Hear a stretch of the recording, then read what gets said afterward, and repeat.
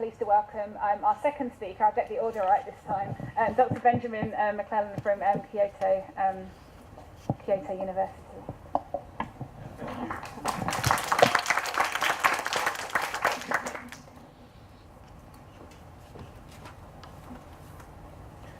All right, from a POM living in Australia to an Australian living in Japan. So I'll try and go through quite quickly. I have quite a number of slides here which have lots of graphs on them. And being an engineer by training, I like to have graphs. I'm going to talk a bit about this equity and efficacy in renewable energy policy within the context of Australia. Now, a lot of what this work is based on a PhD student of mine who has now graduated and become an assistant professor at Kyushu University. So he put in a lot of this work, but I worked on it with him. I need to remember to talk about efficacy, not just equity. So if I forget about that, please remind me at the end. Like you, I guess you would be aware, perhaps, energy policy in Australia is, well, Australia, like most countries, is highly dependent on fossil fuels. If you look at the emissions per capita, Australia is indubitably one of the top, which is always slightly embarrassing when I work in the Graduate School of Energy Science. It's trying to achieve improvements in greenhouse gas emissions, though we have a pitiful target of 5% reduction by 2020. And it's divided politically on how and when to do this, which is one of the reasons why we have such a pitiful target. If you look at the entirety of Australia's electricity generation, you'll find that it is dominated by coal. Down the bottom is our black coal, and then you've got brown coal. These figures are only out to 2014, and that will have shifted a bit. It will have shifted a bit in that probably black coal is taking up more of a proportion because we just shut down one of the biggest and oldest and most polluting power stations in the world at the end of last year. There are a number of other issues, and at the moment, energy in Australia is really, really interesting.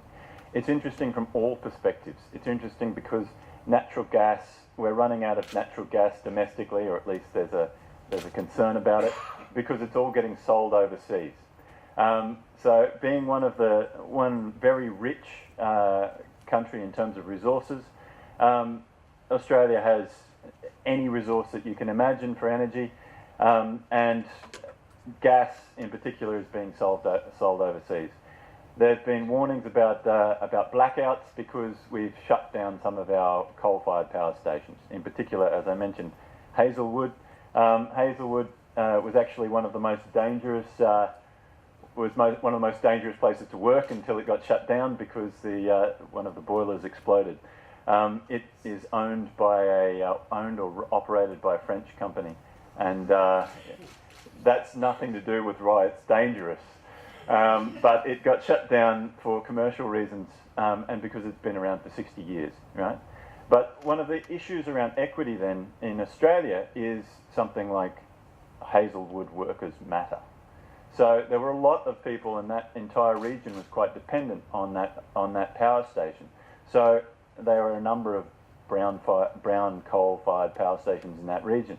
The country as a whole has a very large dependence on coal mining, although about 80% of that coal is actually exported.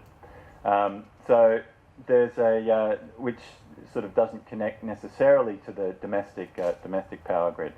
But this is probably one of the bigger issues if we think about energy equity within Australia. And then you've got this solar power bill shock looms as lucrative tariffs roll back, advocates warn. So again, like many other countries, Australia has been using a feed-in tariff to try and expand the renewable energy. And one of the aspects of this has been that it costs a lot of money for the government, and so there's been a rolling back or a reduction in those tariffs. And so then that sort of comes back to the people who've installed them, and maybe suffering because they're no longer getting a payback from their money from their solar system. But there are various other issues, and if you look most recently in the news, we've got Tesla is going to install the largest battery in the world in Australia by summer, which is by about September, October, November, because or it's free, right? In 100 days, or it's free. That's the guarantee. And they're going to do that because South Australia had a massive incident last year where the whole state blacked out because of a storm. So there's all sorts of exciting energy things happening at the moment. Bills and jobs are probably the two big energy equity issues, though, for Australia. So there are a few research questions. These are probably the most general of them. What are the implications of renewable energy policy for social equity? So if we're going to install all these renewable energy, this renewable energy, which is good for the planet, how is it going to impact people and society? So perhaps, sort of working with one of the questions that Sarah raised towards the end. What does this imply for energy transitions? Again, we're installing this energy. How does that affect society? Can we quantify this? So this is a bit of the process that Andrew, the PhD student, took to putting this together. And basically researching a lot about energy policy and equity-related factors, particularly in the context of Australia. So searching through a lot of policy documentation as well as other literature, determining what the equity preferences are. So what among the potential indicators of equity, what could be the particular indicators, or the particular and the particular direction of those indicators, the weighting of those indicators that might be important.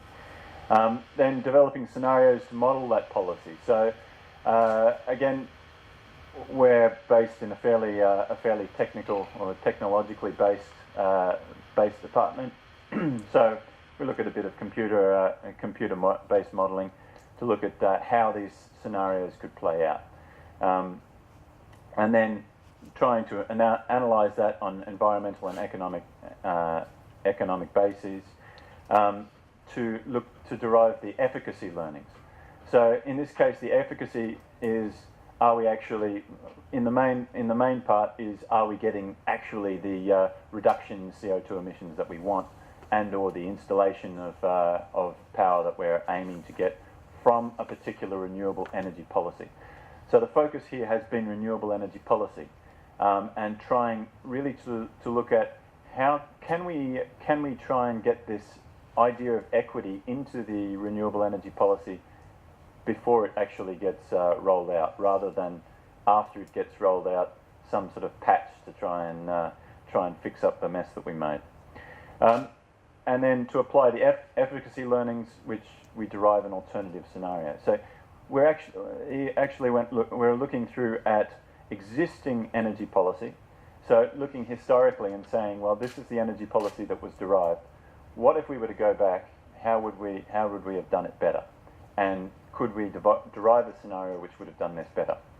And then to evaluate equity. So a few more just background slides. This is where the graphs start, and they don't stop until the end. So if you don't like graphs, please feel free to fall asleep or close your eyes. So the first point is the progress of photovoltaic installation. So we've had two main policies in Australia. We had this renewable energy certificates, which was sort of giving certificates which could be traded to energy companies with an overall target. And these renewable energy certificates really didn't do all that much in terms of getting PV panels up.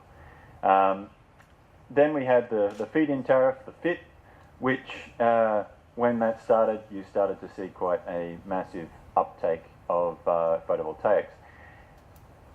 This is sort of the endogenous factors. There's obviously large exogenous factors when you think about a small market like Australia. There was, as I said, jobs are important.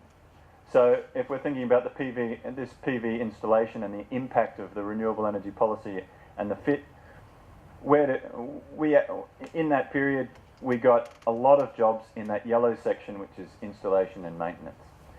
In Australia, we used to, pre-2000, construct or make solar panels. Like all other manufacturing in Australia, that's moving away. And so we basically just dig stuff. Or we kill it and send it overseas. Either way, it's primary industry based. So the jobs that were built that expanded there were in installation and maintenance, not necessarily the highest paying of jobs or the highest qualified jobs. You can see there has been a bit in research, education and training, some in manufacturing, but that would be manufacturing of module components, perhaps, certainly not the cells themselves. And then you've got sales. Well, you've got to have a sales market, and then up in the government. Another aspect of this, if we look at that development, was the fact that we've moved from what was originally at the beginning, and if you look at the left hand, you can see the market share basically. Up around about 2000, market share was basically off-grid, non-residential, so farms and factories perhaps was where, remote locations perhaps was where most of the installation was. These were small-scale systems, and then what you can see is that grid-connected residential just really boomed under the feed-in tariff. You also had sort of a very small proportion of grid-connected centralised PV, which is changing very rapidly. There's a large number of big PV installations coming in the next few years, and part of that linked with these large storage to improve the reliability. There are a couple of other things. So again, if we think about cost and jobs, this was on the left-hand side. You've got the price per module as compared to the number of systems installed. So the systems installed is that blue line.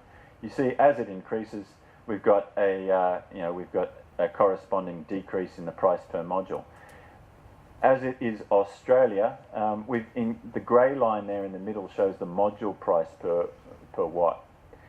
So what we can see is that basically there has been a very large decrease in the cost per watt of module, which means that thanks to China, Australia has got a lot of PV panels installed at lower price. But you can see that we've also got basically a narrowing, if you like, of the margin in terms of the system price. So we've got a little bit more efficient at installing, probably cut out a bit of the chaff in the middle.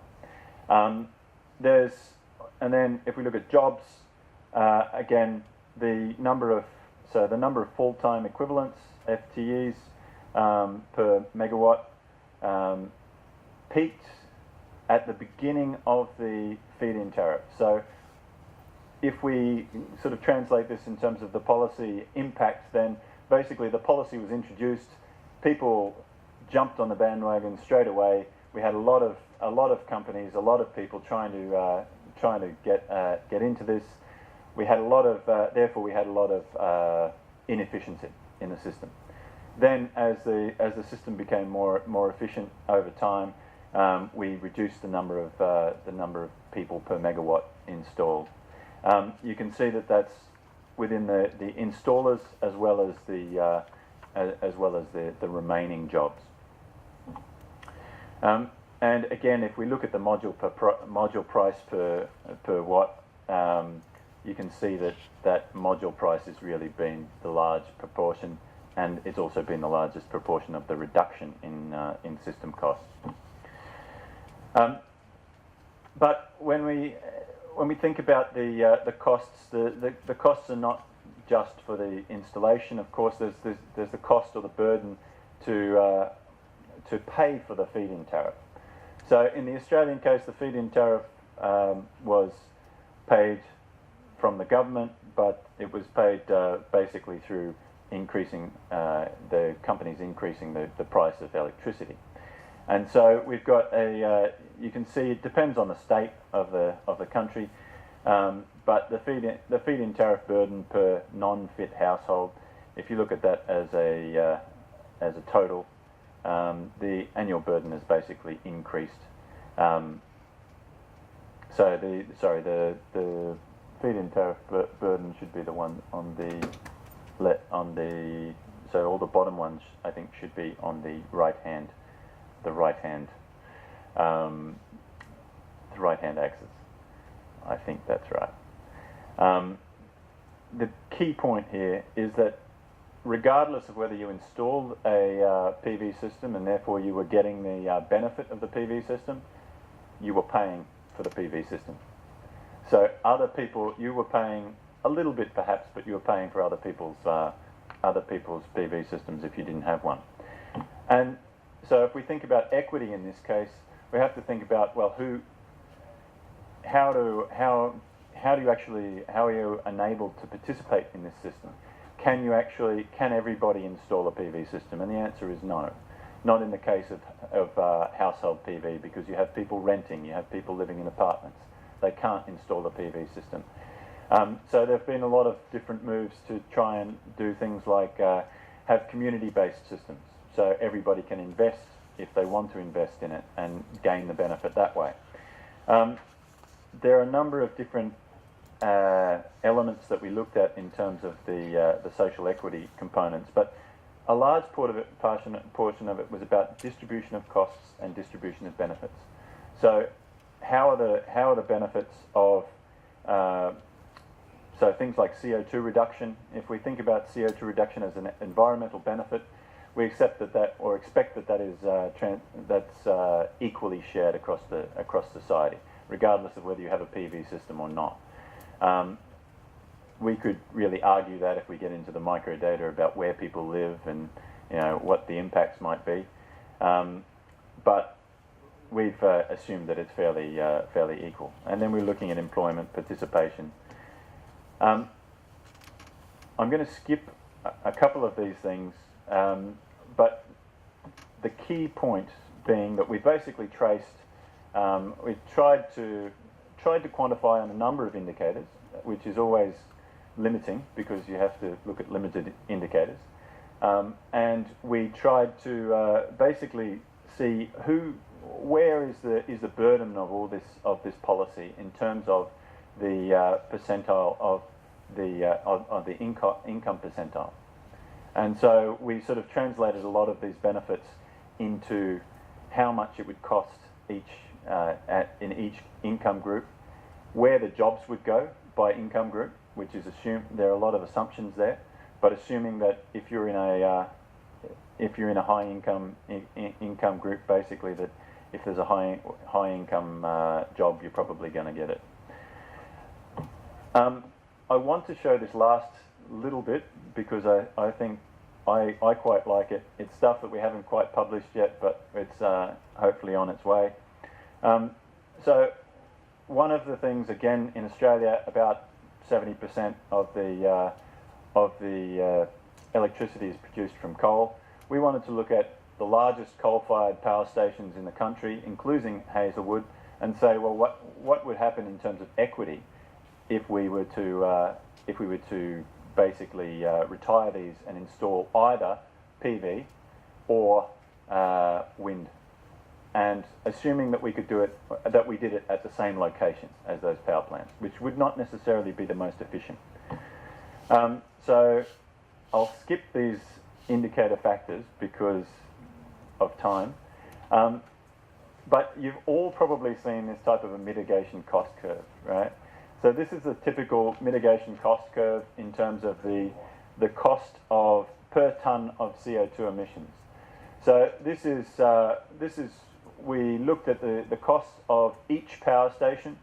Basically, if we retired that and instead installed the equivalent output capacity of PV, and where it was appropriate, wind.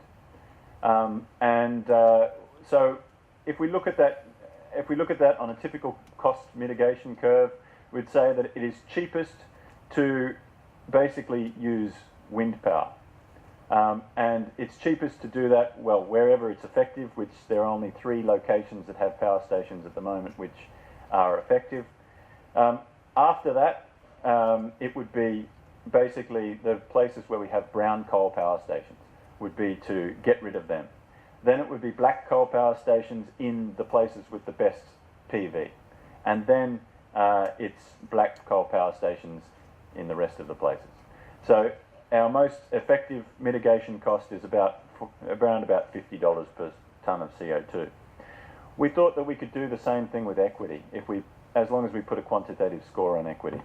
So for whatever that's worth, if we compare on the right is the mitigation cost curve, and on the left is looking at the relative equity. So the closer up towards the top, basically the better.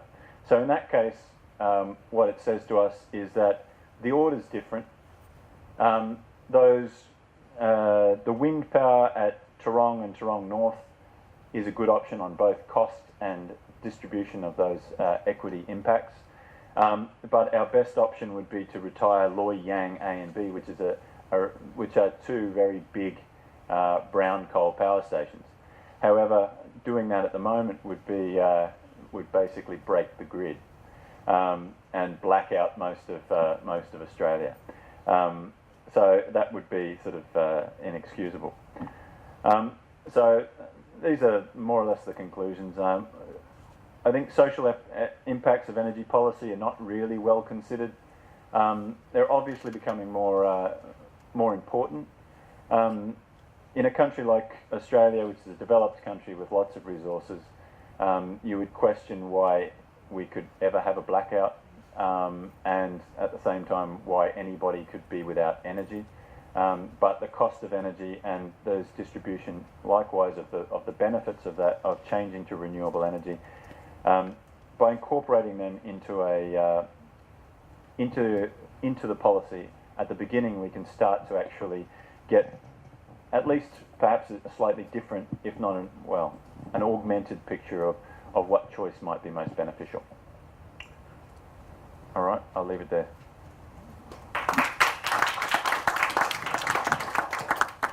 Questions there?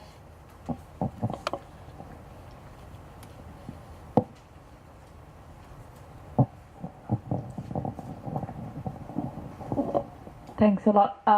In terms of employment, do you know for the same power, if you replace the coal production plant by wind or solar, if there's the same number of jobs? No. So in terms of understanding where the jobs were, we basically used existing data on existing projects. So you get a different distribution of jobs.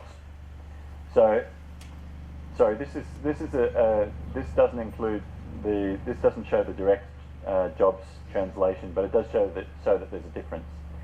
The difference here is twofold. One is it PV or is it wind, and the other thing is which local government area it's in.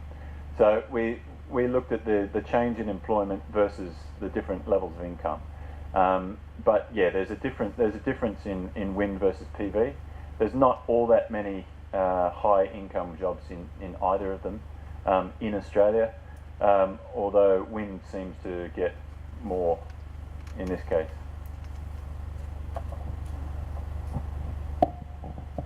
A follow-up. When you say you in your model you put the equivalent PV or wind in, for 1 gigawatt of coal you'd actually need to put 3 gigawatts of wind, Or 6. or 6. Yep. Is that what you did? Yep. So it was based on output, not capacity. Absolutely. Yeah. Great. Thanks. So no further questions. We can save up questions for the panel.